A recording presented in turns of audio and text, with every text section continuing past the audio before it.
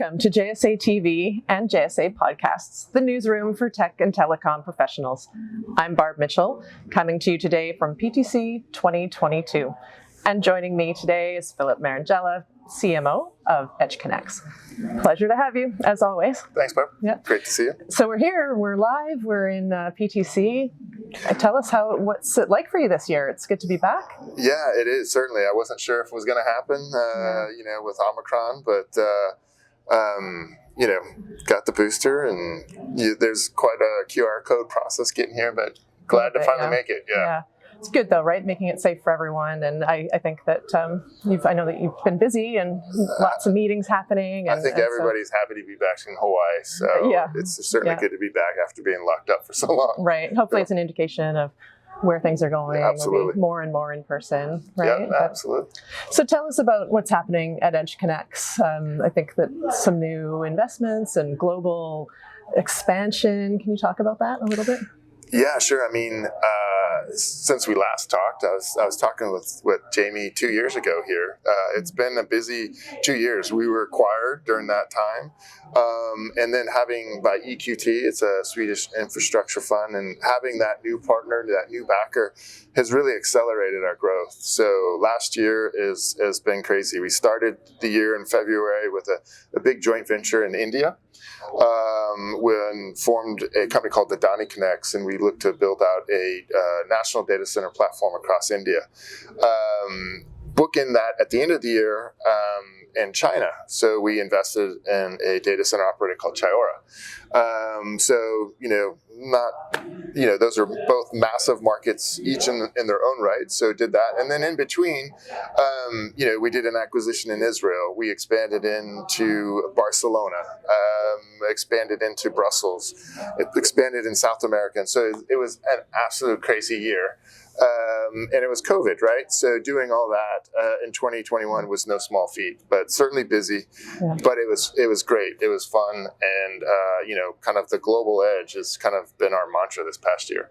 Yeah, amazing that you've been able to keep all of that in motion with everything that's been happening around the world and do it globally. Yeah. And a lot of our viewers, I think, know, of course, EdgeConneX. You're not new to our conversations, but and I think people know that you build and support data centers from edge to hyperscale and across the spectrum. But tell us, I think you have another mission that maybe we could talk about today: customers, people, planet mission. Talk about that and why it's so important to your view as a company, but how you fit within the industry as a whole. Yeah. I mean, it's kind of our underlying mission is keeping it simple, right? And it's, if you take care of your customers, you take care of your people, and lastly, if you take care of the planet, everything else should, by and large, sort itself out, right? And it sounds, very kind of simple and trite, but you unpack that a bit, right? And listening to your customers, giving them what they want, where they want, when they want,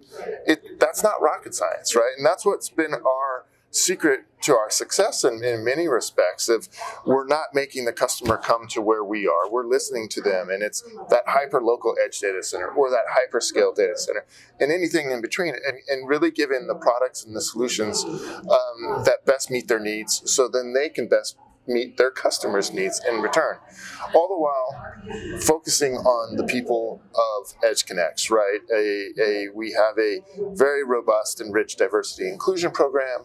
We look to, we've been rapidly, expanding and hiring over the past year to support this tremendous growth, and creating this culture and this framework to, grow out, because that's essential. They're supporting the customers, so you want a happy employee base. And most recently, we started adding, not only throughout the organization, also on the leadership team. We have a new chief strategy officer, a new head for innovation, a new leader in Asia, also kind of focused on supporting our customers.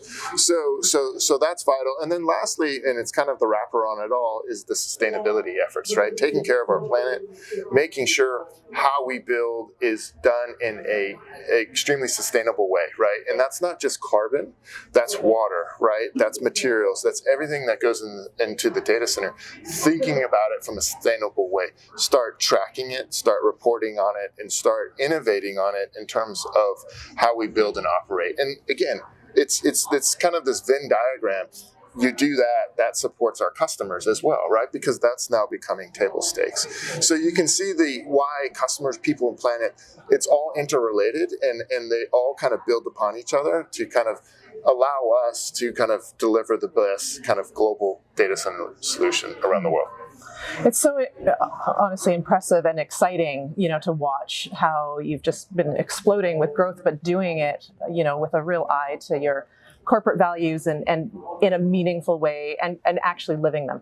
So it's not just words, you're actually doing all of this, and it's refreshing and great to see. And so tell us what next. We've sort of, a lot's been happening over the last couple of years you've been mentioning, but talk about 2022 and beyond. Yeah, no rest, right? Pedal to the metal. We continue, obviously, to integrate the acquisitions we did last year, expand also those in terms of investing in them and going to new markets in India and China and elsewhere. But this year, you will continue to see that global edge expansion, right? Asia has been a big focus last year. It will continue to be a focus this year. More markets, more dots on the map. Latin America as well is certainly a growth area for us, and kind of scaling out our footprint there, not only where we have it, but into new markets. And then EMEA as well. We continue to build out capacity across the way there. Again, getting back to the sustainability thing is also investing in the technologies, the innovations, thinking about power differently, right? And partnerships around renewable energy, renewable sources, solar, wind, hydro, all these kind of things are what we're trying to innovate on. This is in particular something we're doing in India with our partner with Adani.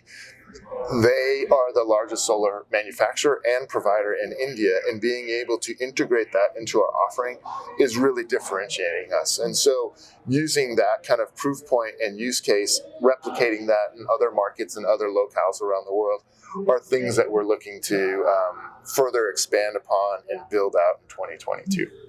So important, such important work, and so great that you're doing this in parallel. You've enough on your plate, but you're also, taking all of, a really important view at how you do it, and carefully and thoughtfully embarking on that. So, Phillip, thank you so much for joining us today. It's always a pleasure. It's always a pleasure. Always a pleasure. Yeah. So, and we miss Jamie. I know she didn't make the trip, but always a pleasure to see you guys at JSA, and appreciate everything you do to help us, in terms of our global expansion. Thank you so much. Yeah, thank you. We're honored. We're honored to be part of it with you. And so thank you. And thank you, viewers, for tuning in to JSA TV and JSA podcasts. Happy networking.